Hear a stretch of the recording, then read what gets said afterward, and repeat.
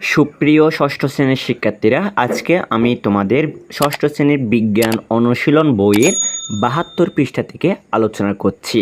তোমরা এখানে দেখতে পাচ্ছ একটা পেরেক ৭ দিন পানিপূর্ণ বিকালে রেখে দিয়ে দেখো তো কি হয়। ৭ দিন পর পেরেকটি পর্যবেক্ষণ করার পর নিচের ছকে ছবি আঁকো ও পেরেকের কী পরিবর্তন হয়েছে তা লিখে রেখো।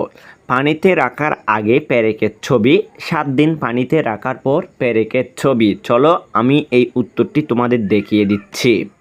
এটি হলো তোমাদের উত্তর, পানিতে রাখার আগে পেরেকের ছবি। এখানে তোমরা দেখতে পাচ্ছ এটি হলো তোমাদের পানিতে রাখার আগে পেরেকের ছবি, স্বাভাবিক পেরেকের ছবি। আর ৭ দিন পানিতে রাখার পর পেরেকের ছবি কেমন হয়েছে তোমরা দেখো। এটা হচ্ছে মরিচা ধরা পেরেকের ছবি। এই ছবিগুলো তোমরা অবশ্যই আঁকবে এবং নিচের লেখাগুলো লিখবে এবং শ্রেণী শিক্ষকের মন্তব্যের মধ্যে তোমরা কিছু লিখবে না। এটি তোমাদের শ্রেণী শিক্ষককে মন্তব্য করবে, ভালো হয়েছে নাকি খারাপ হয়েছে অবশ্যই কিছু এখানে লিখে দিবে। আশা করি এই উত্তরটি বুঝতে পেরেছ। এরপরে তোমরা দেখতে পাচ্ছ তোমাদের ৭২ পৃষ্ঠায় আরেকটি চক পূরণ রয়েছে। এখানে বলা হয়েছে কি পরিবর্তন দেখেছো তার নিচে লেখো। চলো আমি তোমাদের এটির উত্তরও দেখিয়ে দিচ্ছি। এটি হলো উত্তর, কি পরিবর্তন দেখেছো তার নিচে লেখা হলো।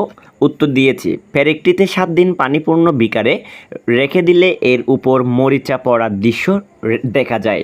৭ দিন আগে পেরেকটি ছিল পরিষ্কার ও ঝকঝকে, এর উপর কোনো দাগ ছিল না, কিন্তু ৭ দিন পানিতে থাকার ফলে এর সাথে বাতাসের অক্সিজেন ও পানির সাথে বিক্রিয়া করে পানিযুক্ত ফেরিক অক্সাইড তৈরি করে। মূলত এই পানিযুক্ত ফেরিক অক্সাইড হলো মরিচা। অর্থাৎ ৭ দিন পানিতে রাখার পর পেরেকের উপর মরিচা পড়ে লালচে রং ধারণ করেছে। আশা করছি এই উত্তরটি তোমাদের অত্যন্ত ভালো লেগেছে। অবশ্যই আমি ছোটো করে দিয়েছি, বড় করে দিলে তোমরা এগুলো লিখতে চাও না, পড়াগুলো সব তোমাদের মাথার উপরে চলে যায়।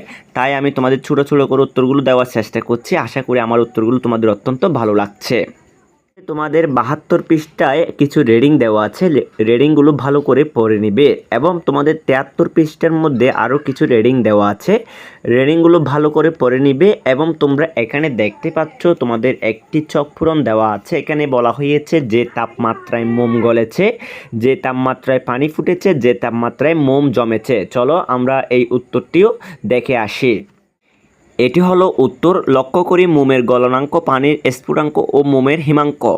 দলের নাম তোমরা অবশ্যই এখানে দলের নাম লিখবে। যে তাপমাত্রায় মোম গলেছে ৫৭ ডিগ্রি সেলসিয়াস, যে তাপমাত্রায় পানি ফুটেছে ১০০ ডিগ্রি সেলসিয়াস, যে তাপমাত্রায় মোম জমেছে এটা হচ্ছে ৫৭ ডিগ্রি সেলসিয়াস। এটা শ্রেণী শিক্ষকের মন্তব্য, শ্রেণী শিক্ষক তোমাদের অবশ্যই মন্তব্য করবে। আশা করছি এই উত্তরটিও তোমরা খুব ভালো করে বুঝতে পেরেছ। আজকে আমি তোমাদের ৭৩ পৃষ্ঠা পর্যন্ত আলোচনা করেছি। পরবর্তী ভিডিওতে আমি তোমাদের ৭৪ পৃষ্ঠার ছক পূরণগুলো করিয়ে দিব। সবাই ভালো থাকবে, সুস্থ থাকবে। সবাইকে অসংখ্য অসংখ্য ধন্যবাদ জানিয়ে আজকের ক্লাসটি আমি এখানে শেষ করছি। সবাইকে টাটা।